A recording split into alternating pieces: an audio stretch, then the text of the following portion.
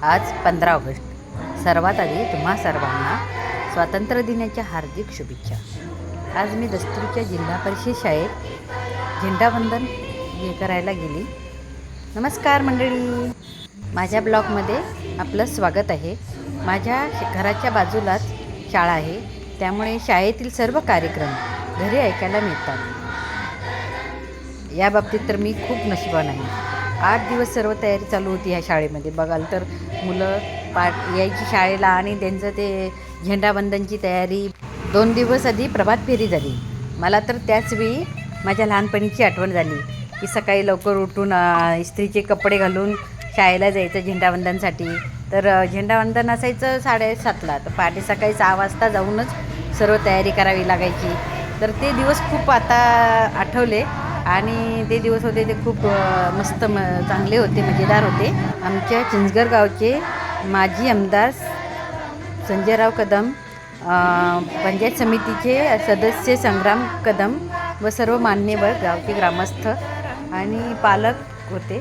सर्वांच्या उपस्थितीत झेंडावंदन देशभक्तीच्या वातावरणात साजरा झाला. भर पावसात चिमुकले विद्यार्थ्यांच्या चेहऱ्यावर उत्साह आणि तिरंगाविषयीचा अभिमान होता. एवढा पाऊस होता तरीसुद्धा मुलांनी खूप आनंदाने आणि आत्मीयतेने हा झेंडावंदन साजरा केला. खरंच मन जिंकून घेतलं विद्यार्थ्यांनी.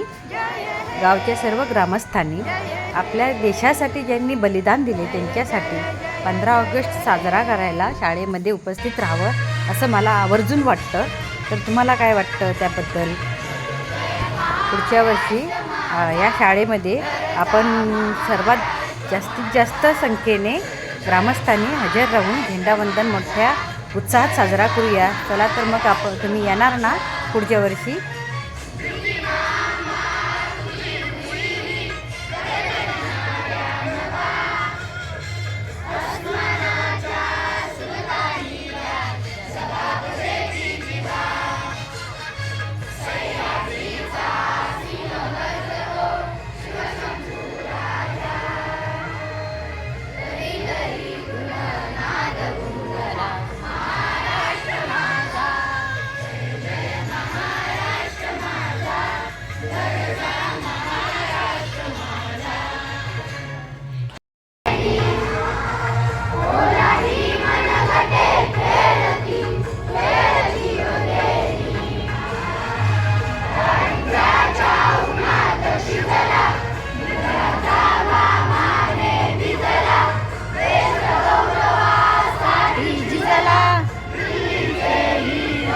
राखितो महाराष्ट्र माझा, जय जय महाराष्ट्र माझा, घर जा महाराष्ट्र माझा, जय जय महाराष्ट्र माझा.